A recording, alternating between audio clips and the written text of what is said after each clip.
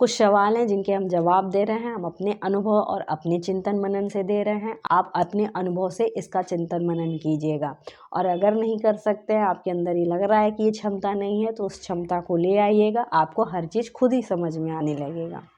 Question है, जब कोई हमारी प्रशंसा और निंदा करे तो हमारा व्यवहार कैसा होना चाहिए?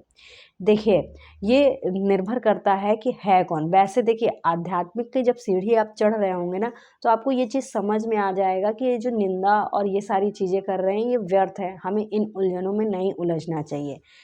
तो आप इस चीज़ को समझिए, अपने आप को इतना मजबूत बनाइए कि कम से कम आपके सामने कोई ना करे। इसके लिए आपको लड़ना नहीं है।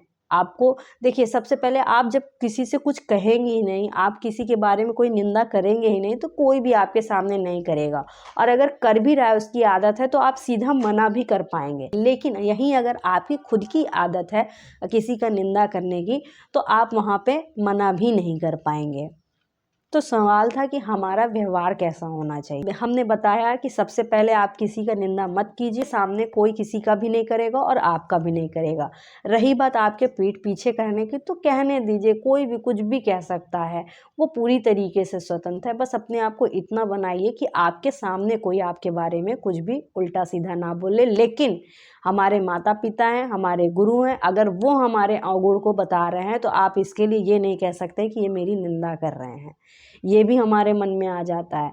तो इस चीज़ को समझिए। कुछ लोग ऐसे हमारे जीवन में होते हैं जो हमारी निंदा हमारे अंदर के बदलाव के लिए करते हैं, जो हमें ही बेनिफिट रहता है, तो उसको निंदा समझकर आप उनके साथ कुछ मिसबिहेव मत करने लगिएगा।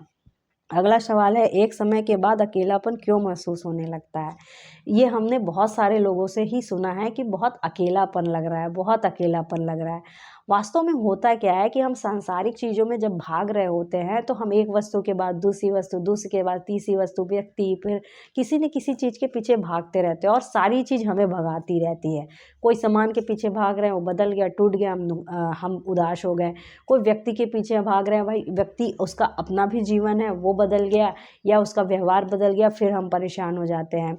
हम आसपास अपने आप को देखते हैं कि हमारे अपने तो हैं, लेकिन हमारे सुनने वाला कोई नहीं है। यहाँ मेन अकेलापन यही ही होता है। हमारे पास ऐसा कोई व्यक्ति नहीं होता है जिससे हम अपनी परेशानियां अपने मन की कह सकते हैं, तो वहाँ पे हमें अकेलापन फील होने लगता है। अब यहाँ पे ये देखने की ज़रूरत है कि परिस्थितिवश कोई हमारे साथ नहीं है, कि हमने ऐसी खुद परिस्थिति पैदा कर दी है कि जिससे हमारे साथ कोई नहीं है। कभी कभी हमारा ऐसा व्यवहार ही होता है, हमसे बॉन्डिंग बना ही नहीं पाता है, और हमें लगता है हम तो सही कर रहे हैं, इन्हीं में कोई गलती है।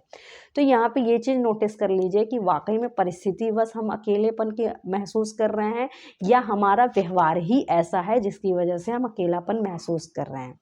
अब इसका हम ये सॉल्यूशन बताना चाहते हैं कि संसार की किसी भी चीज़ से आप जुड़ जाइए, आपका अकेलापन कभी नहीं दूर होगा। एक के बाद अकेलापन आपको हमेशा रहेगा। आध्यात्मिकता में एक चीज़ ये कही जाती है कि आपका अकेलापन बहुत अच्छी चीज़ है। तो इस चीज़ को समझिए, हमारे पास जो भी वस्तु, व्यक्ति, स्थान, जो कुछ भी चीज़ है, वो हम हैं ही नहीं, वो हमारा है ही नहीं, हमारे लिए है ही नहीं। हम जो हैं वो अपने हैं, और उस चीज़ को आप भगवान से जोड़िए। जब आप ईश्वर से जोड़ देंगे ना, तो आपको कभी अकेलापन फील नहीं होगा, क्योंकि वो हर जगह है। ये एक प्रक्रिया है, उस प्रक्रिया के बाद ही आपको ये चीज़ समझ में आती है, नहीं तो ऐसे बातें ही लगती है। ईश्वर से जुड़िए, आपका अकेलापन दूर हो जाएगा। अगला सवाल, दुख का सामना कैसे करें? इसका सबसे पहला यही आंसर है कि आप ईश्वर से जुड़िए, आपको दुख दुख जैसा लगेगा ही नहीं।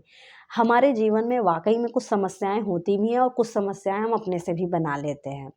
हमारे जीवन में जो दुख आता है, वो दुख हम कभी कभी अपने विचारों से ही बना लेते हैं। इस चीज़ को आप ऑब्जर्व कीजिए कि वाकई में समस्या है, या मैंने समस्या खुद बना ली है।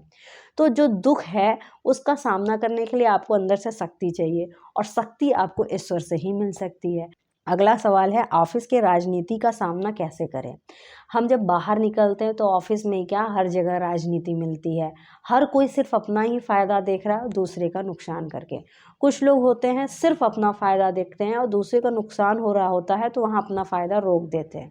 लेकिन कुछ लोग हमें ऐसे मिलेंगे कि एन केन प्रकार हमें अपना ही फ़ायदा करना है, चाहे दूसरे का नुकसान होना हो तो हो। और कुछ लोग होते हैं कि अपना नुकसान करके दूसरे का फ़ायदा कर देते हैं।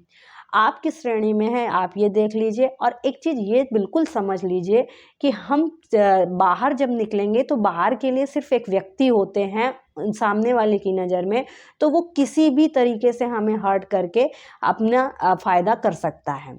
आप अपनी चीज़ों को ऐसा मत कीजिएगा, आप फँस जाएँगे अगर आप उस नेचर के नहीं हैं। तो उसमें राजनीति का सामना क्या करना पड़े, आप अपने अगर कर्तव्य करते जाएँगे, तो हाँ, हम ये चीज़ मान सकते हैं कि जो सामने वाले की जो फ़ितरत होती है, आदत होती है समस्या खड़ा करने की, तो आप उसका सामना भी कर पाएँगे अगर आप कर्तव्य करते जाएँगे। लेकिन अगर आप कर्तव्य करने से चूक जाएँगे, तो उसका सामना भी नहीं कर पाएँगे। इसमें ये चीज़ ध्यान दीजिएगा, जब आप कर्तव्य कर रहे होंगे तो आप ये चीज़ समझिएगा कि ये काम मेरा है, हम अपना कर रहे हैं, दूसरे का नहीं कर रहे हैं। अगर ये काम आप दूसरे का समझ के करेंगे तो और फ्रस्ट्रेट हो जाएँगे कि एक तो दूसरे का काम भी कर रहे हैं, ऊपर से हम ये सब भी झेल रहे हैं।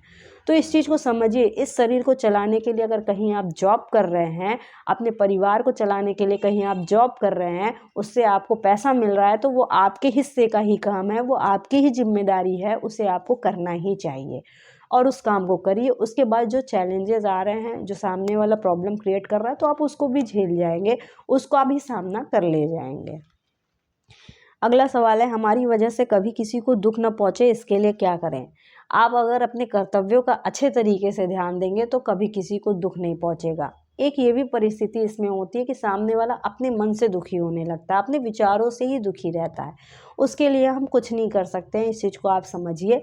लेकिन अगर आप अपने जीवन में आगे बढ़ रहे हैं, अपना कर्तव्य 100% करते जा रहे हैं, अपने मन, कर्म, वचन से किसी को भी नहीं नुकसान पहुंचा रहे हैं, पूरी कोशिश कर रहे हैं कि ना नुकसान पहुंचाएं, चाहे वो अपना हो, चाहे वो बाहर वाले हों, तो आप विश्वास मानिए आप किसी को भी दुखी नहीं कर रहे हैं। और इसके लिए अगर आपको शक्ति की ज़रूरत है तो ईश्वर से जुड़ लीजिए। आप ईश्वर से जुड़िए, आपको शक्ति ज़रूर मिल जाएगी।